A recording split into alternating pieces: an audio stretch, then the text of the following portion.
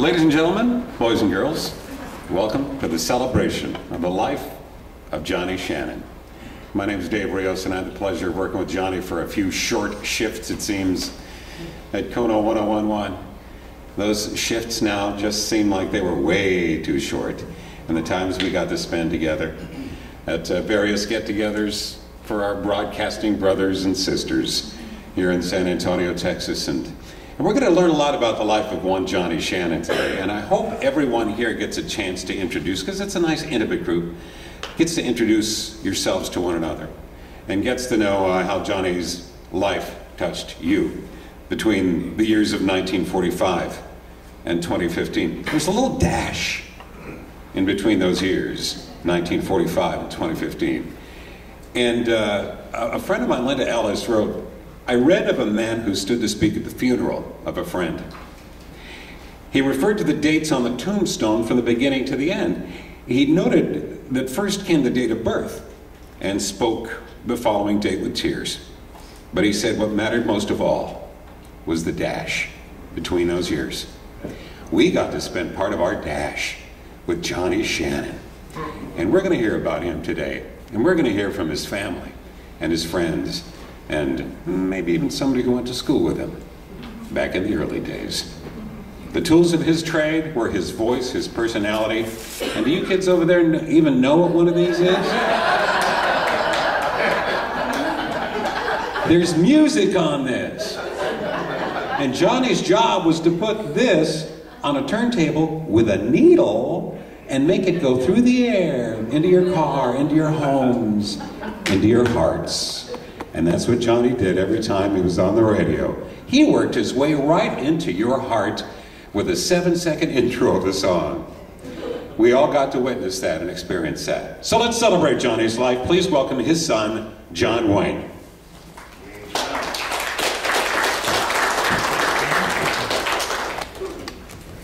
I'd like to thank everybody who made it today. And, you know, I've been telling everybody since the day we found out about my dad's passing that, you know, it's natural to want to grieve, you know, but it's kind of a selfish emotion because the one who passed isn't grieving. Now they're in a better place. But I made it clear right from the start that, you know what, I really wanted this to be a celebration of his life, not a grievous occasion. So really do appreciate everybody making it today. For those of you that have been my support through all these last few weeks, I really want to thank you. It seems like a blur. My dad's passing was so sudden that I'm sure that I, along with most of us, we're kind of still in shock, you know. My dad did not let on to anybody how sick he was, you know, and actually, you know, for those that didn't know, he had liver cancer, but I think he had that under control. You know, but with all the other medication and whatnot, when I finally got the death certificate, they said he passed from a heart attack. So it was quick. He didn't suffer. So, but how do you prepare for something like that? You know, especially when you're a lifelong friend. And man, my dad was just somebody that you heard his voice on the radio, but when you got a chance to get to know Johnny Shannon, man, he just had so much character and charisma, and he just cared for you. You know, he was just a good friend. And you know, and in the nature of the media and things, how they work out, I mean, it wasn't just a couple hours after finding out, and my phone just started getting flooded with people coming out of the woodworks. It was just amazing. I mean, I was just bombarded with just a host of just people just calling to offer their support. And I really do appreciate just all the sentiments, the warm sentiments.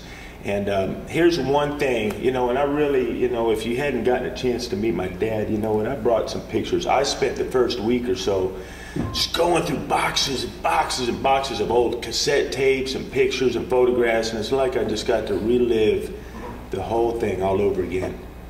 And so the best thing that I can do to preserve my dad's memory is just to continue the friendships that my dad has had. So I just want to let y'all know, I just want to keep in touch with you guys. So, you know, we'll not be strangers. And at this point in time, I'd like to introduce my pastor, Pastor Gilbert. You want to come on up here, sir?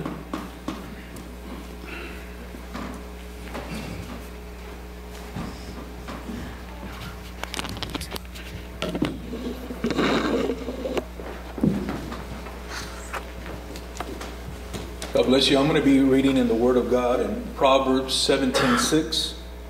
It says that children's children are the crown of old men, and the glory of children are their fathers. Amen. Amen. I'm going to ask Jerry King, come on.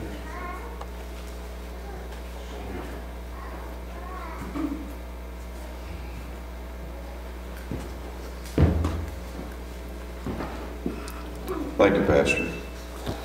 Oh, gee, I can't help but think of going back in time with all the times that I spent with Johnny, particularly on the phone, but not as much around him as I'd love to be. But I go back with John Shannon back to January 1965 at Elkins Institute of Radio in Dallas. He was my roommate. And we roomed together at a lady's house. Her name was Miss Dodgener. We talked about her so much, and we got the opportunity to hang out, study all the stuff we had. You know, Elkins was a memory thing. You had to memorize everything because everybody had to have a first-class FCC license to work in any directional radio station. And that's why we were there in the first place. So had to get that license, had to get back. I know Johnny had done some little radio work in high school and things like that, but when it come time to really get in the radio business in a 100% manner, we had to go to Elkins. That was the school that actually taught you all the things about learning about engineering, which we never used. Just had to have it, you know. We got to have this license. But after meeting John at Miss Dodgener's house, never will forget it. We would, he did the night course, I did the day course, but in the afternoons we all would get together and go over our notes and all that stuff. We went over to a little place called the Kettle Cafe, coffee shop, whatever it was, and we drank a lot of coffee and studied all these little notes and things. But one afternoon in Miss Dodgener's house, she had a beautiful piano. And John sat down on it. Said, "You play the piano, John?" "A little bit." Said, "Can you play Last Date?" My gosh, he broke into Last Date just like Floyd Kramer. Said, "You're a musician. You're not going to be a disc jockey. You be a musician." In which he did maintain doing some of his music stuff down through the years. When he came to Kono, he worked at Kono. He came to the Armadillo, and while he was at the Armadillo, David Allen and Roland Ruiz, they'd get together in the studio. Matter of fact, John sent me about emailed me some 4 or 5 cuts of some of the things they did in the studio. We always made contact with one another. That was the first time, and really the only time we got to work around Johnny or with Johnny at a radio station. The rest of the time, we maintained our friendship by phone more than anything. And when Stacy passed away, we would sit on the phone for hours, hour and a half, just reliving. You know, there's nothing like loneliness when you lose a spouse. And I had the time. Of course, Johnny had a lot of time. And then when my wife passed away last year, April of 2014, again, that close relationship with Johnny, being on the phone, talking about everything in the world, from radio to Miss Dodgener's house, to everything that we all had in common. Our lives ran parallel quite a bit. And I will miss him. I will certainly miss the phone calls and thank God Liz Petronella had the get-together over at Chester's Hamburgers a week and 2 days before he passed away, not knowing how really sick that John was. Matter of fact, that was our thing. This thing is over. Let's go out and grab a cigarette out in the parking lot. Yeah. But there was John. Loved him very much, and I will deeply miss him very much. Thanks.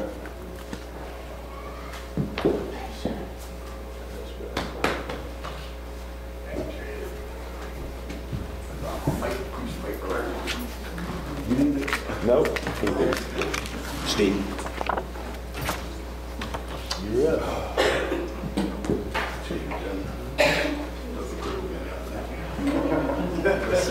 I'm sorry. Keep it clean. Keep it clean. Right. I'll do my best.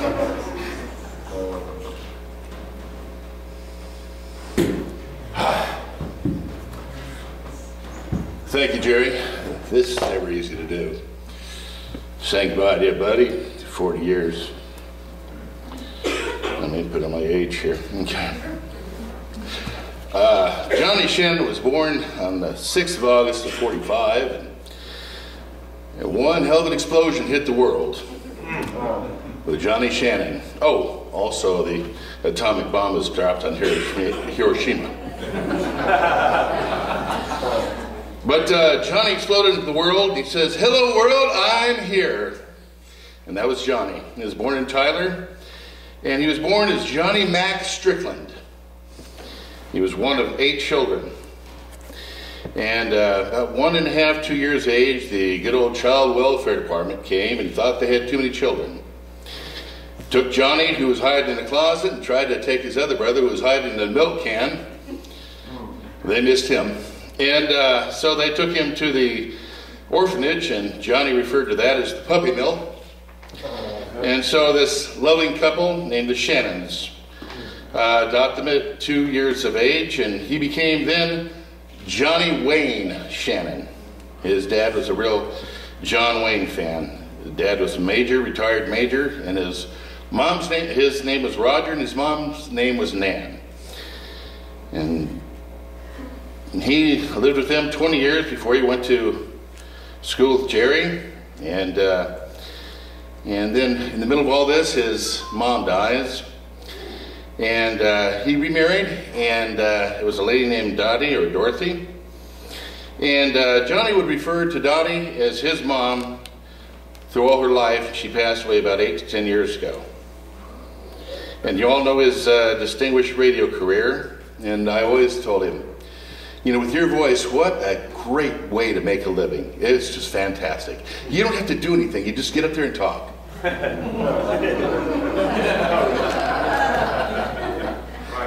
Johnny and I were housemates off and on. I'm sure some of you guys have been his housemates off and on.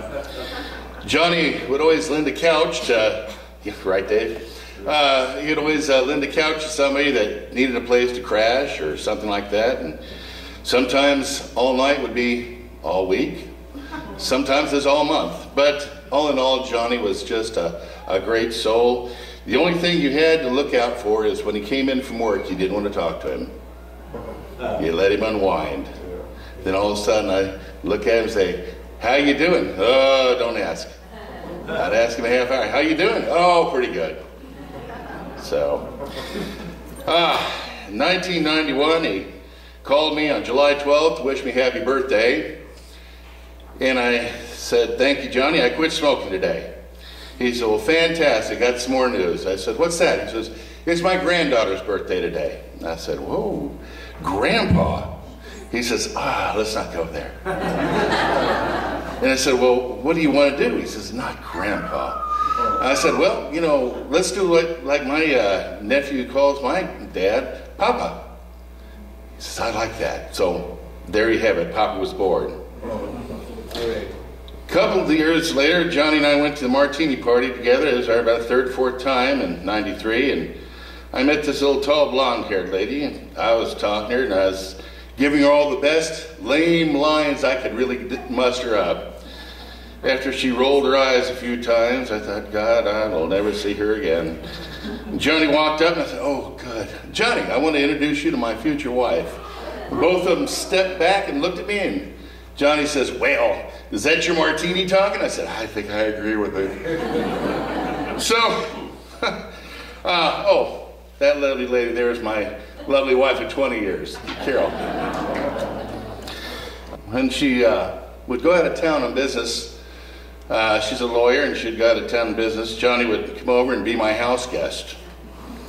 And usually he'd get off the air at midnight, so we'd crank the barbecue up about 12:30, 1 o'clock.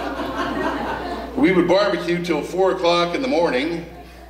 and we would be given it this. We would not know what was going on, but I put it on the plate anyways, and we ate. We never had a crossword between each other. We always had fun.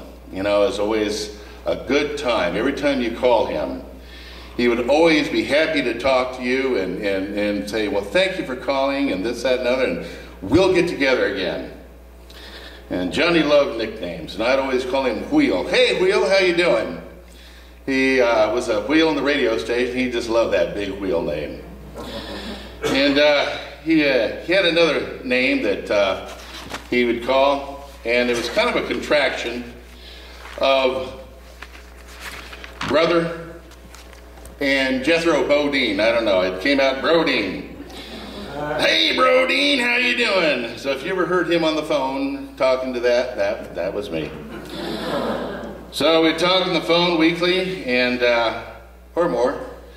And when Johnny married Stacy, he settled down kind of like I did. I know marriage does that to you. But he would talk to me now and then. And we're always going to have that Christmas scotch, or that birthday scooch, as he'd call it. And he'd call just to see what was going on, and he'd hang up and say, we're going to have that scotch. I said, okay, well, let's do it. You know, Johnny, when you drink a scotch with him, he'd always take a shot and imitate Jack Nicholson. Remember Easy Rider when Jack Nicholson took that sip of booze and went, nick, nick, nick, fit, fit, fit? You remember that? If you're holding enough people, okay. Well, that was Johnny when he'd take that first sip. But we didn't have that drink. Maybe today we might. And I got to tell Johnny, your half's at the bottom. Here's to you, brother. Nick, Nick, Nick, Nick, Nick, Nick. God bless you, Johnny. Take care, my friend. I love you. Thank you all.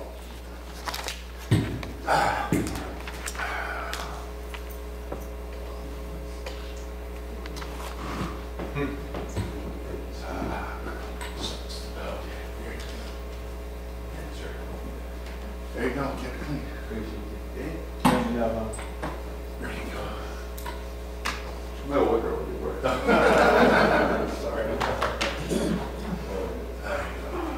I had that last week there. There was one more on the program that was going to speak on behalf of my dad. He didn't show up, gentleman Jim Carter. And I can only imagine he's a really big guy in a really big power chair, the really big heart, and he might have just gotten a little too choked up today. I'm not sure, but him and my dad had gone back quite a ways, and he was the first one to call me after my dad had passed. So I'm kind of going to speak on Jim's behalf now. Then, after things kind of settled down a little bit, you know, it was kind of like, man, you know, what do I do now? You know, I'm like, things weren't fitting right, you know. I'm here in my dad's house, and I just didn't know whether to stay or go or do this or do that. And I'd walk into a room, and I'd just stand there for a minute and just look around, and I'd try to push the emotions away, and I'd find another box of tapes, and I'd start going through it, or pictures. My dad, you know, he saved everything. He saved every bill for the last 15 years. I'm not lying. Stats. And I'm just like, God, man, what is the motivation here? You know, there's got to be some kind of psychological situation there. But, you know, I think my dad, he just, you know, it really was a way to just hold on to time, I think. You know, it was a way to hold on to time. And so he had boxes of almost every year. And I could just go through and just pick a box, 2005, 2009, 1997. You know, if I want to see what it was like back in the KJ 97 days, I got a box for that. You know, I still have his cowboy hat. My dad was never a cowboy. If you knew my dad, he was not a cowboy. You know, and I still have the cowboy hat there in the closet. And you know what, man? I said I had to do it, but I went and put his boots on. And my dad was a size 13. And it just occurred to me right then and there that, you know what, I will never be able to fill my dad's shoes. You know, I don't think I would ever even try. I know I've had my mishaps in life, and I tell you what, I'm just grateful that my dad got a chance to see me on the other side of things. And it was really just the last couple of years that me and my dad, I would always go to my dad and say, Dad, you know what? You know, we don't have that much time on this planet here, you know, we really got to take advantage of it, you know. And so just this last couple of years, we've had a chance to get a lot closer. And I don't know if y'all noticed, but out on the table out there was a menu for the Cracker Barrel, and that's where we would always go, you know. And my dad, man, he was just about as old-fashioned as it got, you know. I mean, he liked his roast beef from Cracker Barrel, and he just, well, you know, and John, you know, and I'm just, you know, I mean, man, you know what, it's like Steve said, you know, there's certain things about my dad that just stick in your mind, you know, and we're definitely going to miss him. So since Jim Carter, he didn't make it, I guess we'll bring Pastor back up.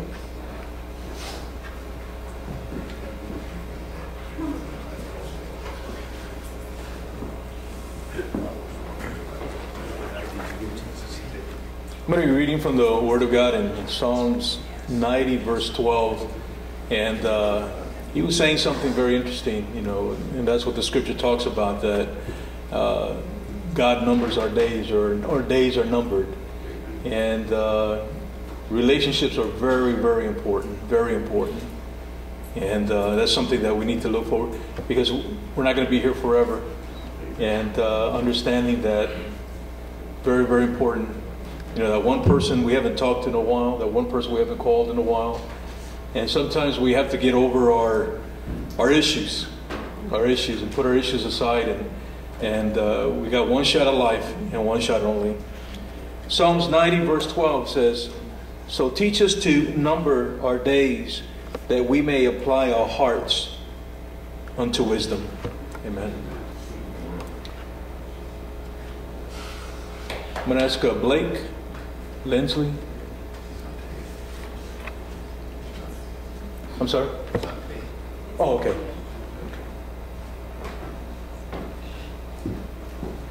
I thought about this the other day. It was about 1988, and I had just moved back from Austin.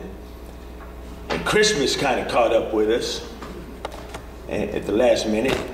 And it was just me and my dad living over there on the northeast side of San Antonio, and we realized we did not have a Christmas tree. So my dad made me climb up the tree in front of the house with a hacksaw and cut the top of the tree off, and there was bare on one side, and so we leaned that side up against the corner, you know, and that was our Christmas tree. I don't even think we had any ornaments on it, you know. And every year it's like, you know what, we never...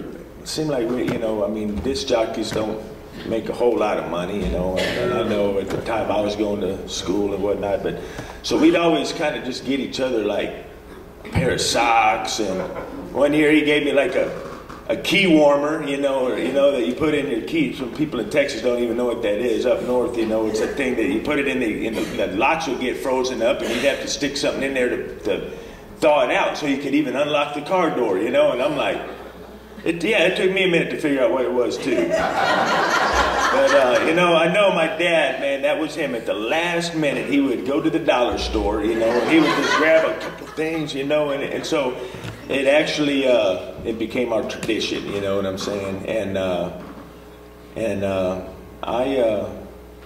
as I was going through things there, I noticed this little box, this speaker box that I got from Radio Shack, you know, and it was nothing fancy, nothing Bluetooth or anything like that, but, you know, sometimes you wonder, you know, if your parents really think about you, you know, or, you know, if then life goes on and stuff, and, you know, he had that thing. This thing must have been a couple of years old.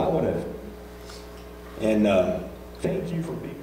I ran across it. It was still sitting there in this bedroom underneath the TV, and I just couldn't get myself to open it up or anything. I said, man, you know, but that was just kind of proof in the pudding there that you know, I was an only child, so you know, now that my dad's passed, you know, and you know who you are, you know, we're going to keep in touch.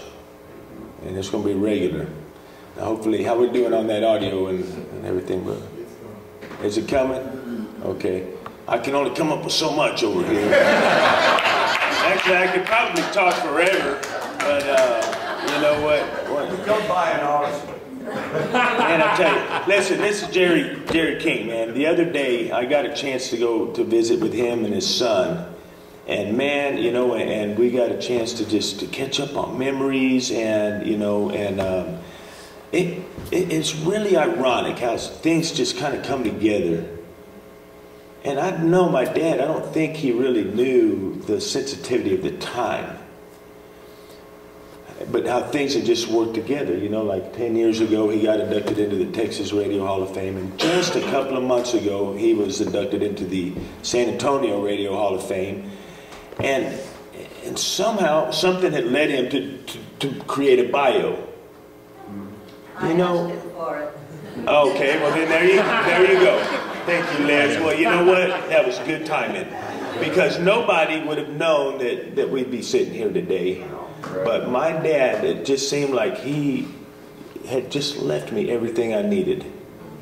So I just, you know, I hope y'all appreciate the memories that I brought up here. You know, things that I grew up looking at and just amazed. You know, my dad had always been my hero growing up. Anytime anybody with the subject of what your parents do for a living, all I had to do was turn the radio on and say, "That's my dad right there." So. I'm Elizabeth Ruiz, and I worked with Johnny in the mornings, and I thought I was going to be okay today till I saw everybody here. You know, Johnny would just be so happy to see everybody here, and we even have people from the fire department, people from the police department, people from all walks of life here, and of course, his radio buddies and the KTSA family, because that's what we are. There's family, John, God bless you, condolences to you. There's a family, then there's the KTSA family, and then there's the extended radio family. So I really, really appreciate you being here today. The Lord is my strength and song. I saw you post that on your Facebook. Psalm 118:14. And I do have a song. I was asked, they said there would be no music, so I'll go ahead and sing Amazing Grace. Amazing grace, how sweet the sound that saved a wretch like me. I once was lost, but now I'm found. Was blind, but now I see. Was blind, but now I see. And I too have a song that is appropriate at this time, and it brings me comfort through trying times. The Lord is my shepherd, I shall not want. He maketh me to lie down in green pastures. He leadeth me beside the still waters. He restoreth my soul. He leadeth me in the paths of righteousness for his name's sake. And yea, though I walk through the valley of the shadow of death, I will fear no evil. For thou art with me, thy rod and thy staff, they comfort me. Thou preparest a table before me in the presence of mine enemies. Thou anointest my head with oil, my cup runneth over. And surely goodness and mercy shall follow me all the days of my life, and I will dwell in the house of the Lord forever. Psalm 23. Johnny confided in me one time. You talked about his granddaughter. Felt like he was getting old. He confided in me one time. I don't know how it came up, but he said, Liz, I'm older than you think.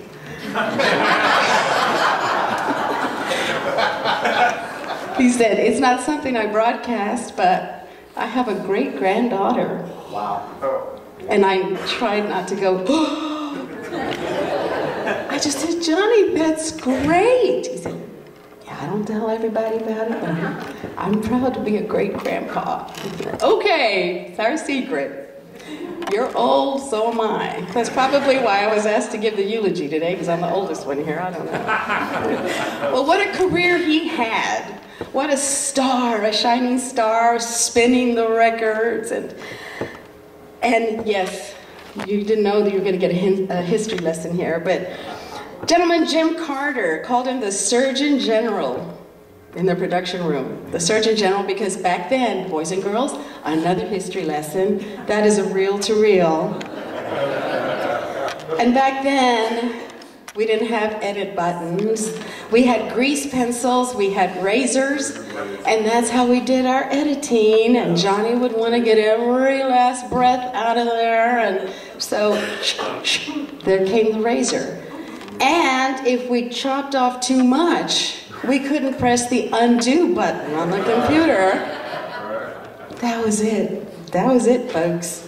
And he was the best. And I do believe if gentleman Jim Carter had been here, he would have said the same thing.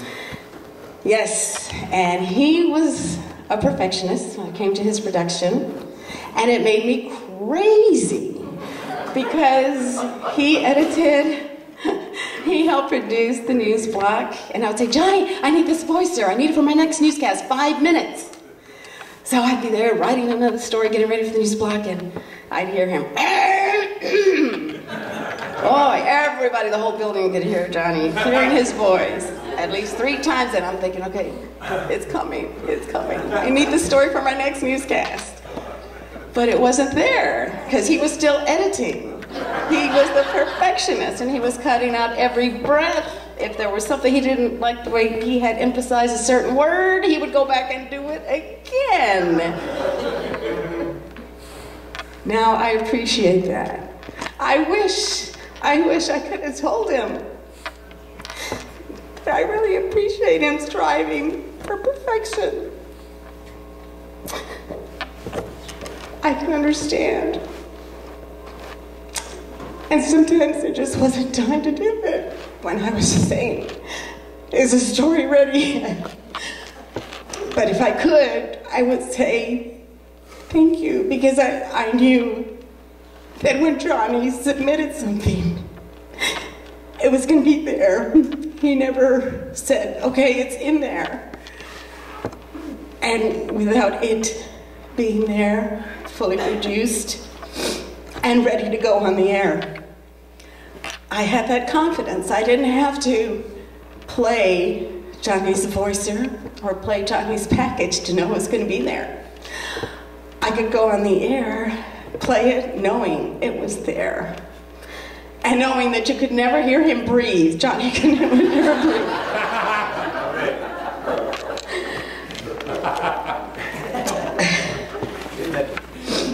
Yeah. Amen to that. Everyone in this room knows how much the radio industry has changed.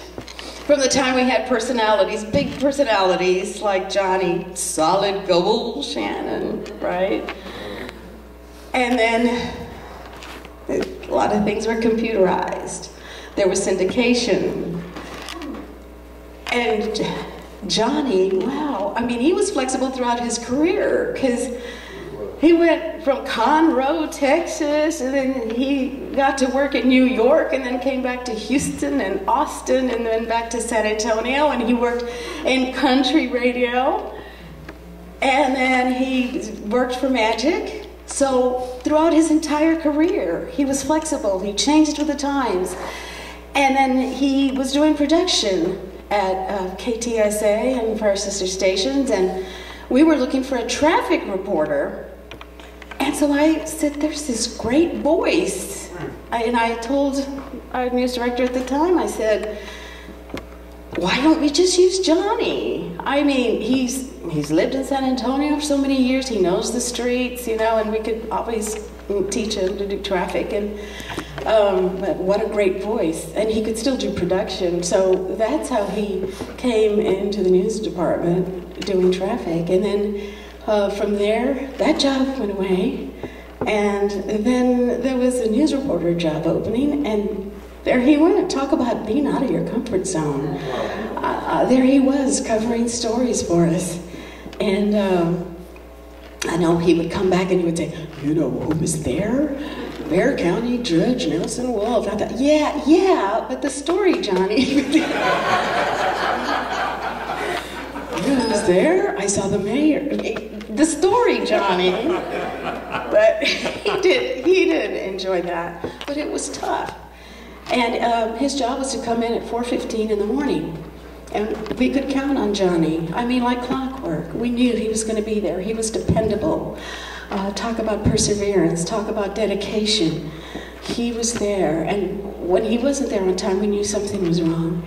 And there was one time but he never talked about his illnesses. I mean, we knew sometimes he had lengthy illnesses and he had to be out for a long time. We knew that.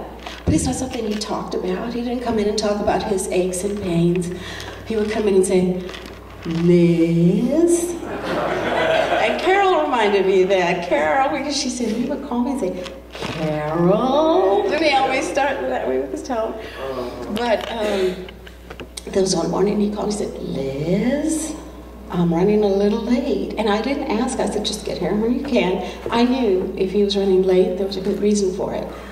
When he got there and we had a chance to talk, he told me, I couldn't put my shoes on because my left foot was so swollen.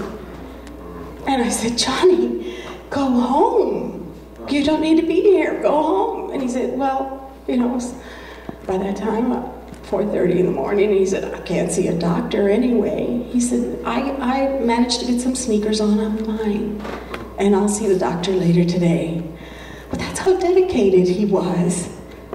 And I do remember Karen Klaus, who did the morning news block before I did, and she was saying, he came in one time and coughed, and she said, I told him to go home, but it was so hard to get him to go home, you know, when he was ill, and if he would just hang in there. And that's what he did towards the end. I mean, there were times he came in using his cane, and he went out and bought some nice-looking house shoes. And that's why, when you all might have seen him out in public wearing his house shoes, it's because his ankles or his feet would swell so much. That's all he could wear. But he kept coming to work. He kept coming to work, something we can all appreciate. And I hope that young people here today will take that and note how important that is. You have a job. And even though there were times where he could have gone home or we told him to go home, he wouldn't. So, Johnny, we appreciate your dedication too.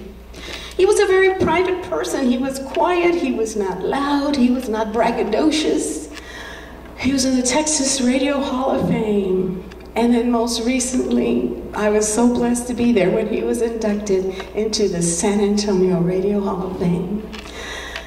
And Brent, thanks for posting that picture of us there at the Texas Radio Hall of Fame. It was very nice being with him there and his wife, Stacy, and she passed on. And I know he was hurting. And cousin Jerry. Jerry's not just my cousin, he's everybody's cousin. Cousin Jerry.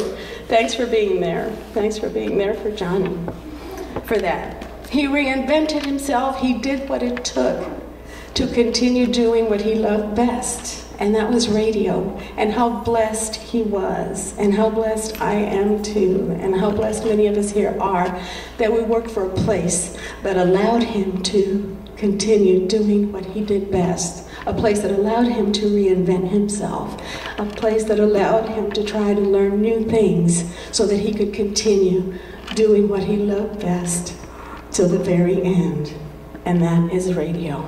I will remember him as a gentleman. He never said anything untoward in my presence. He was stubborn. No, I know many of you are shocked. Johnny, was that you?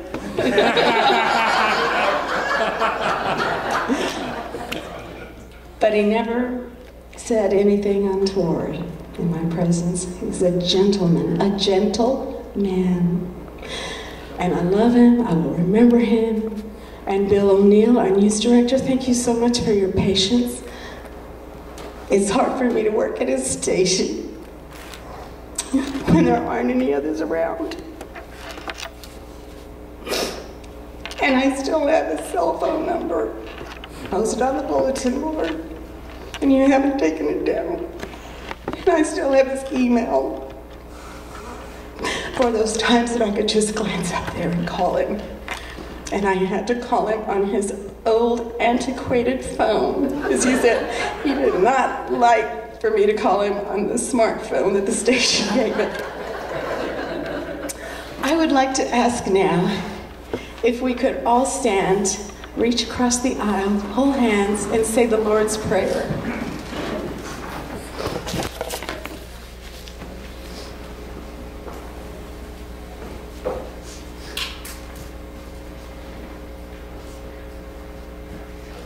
Our Father, who art in heaven, hallowed be thy name. Thy kingdom come, thy will be done, on earth as it is in heaven. Give us this day our daily bread, and forgive us our trespasses, as we forgive those who trespass against us. And lead us not into temptation, but deliver us from evil. For thine is the kingdom, and the power, and the glory, forever. Amen.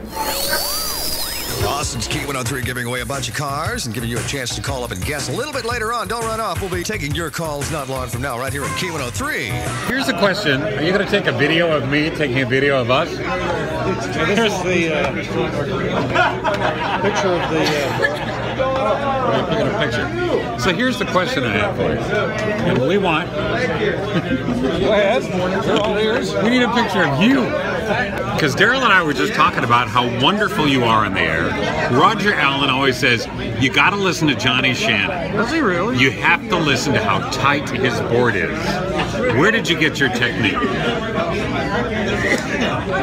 Probably at my first radio job in Conroe, Texas. Yeah. Johnny Shannon had his first hands-on experience in radio broadcasting working at KTRM in Beaumont while he was in junior high school. It was 1958, and his parents had made a special arrangement with a station manager to let Johnny spend his Saturdays at the station, where he could practice reading and recording news and commercial copy in the recording studio.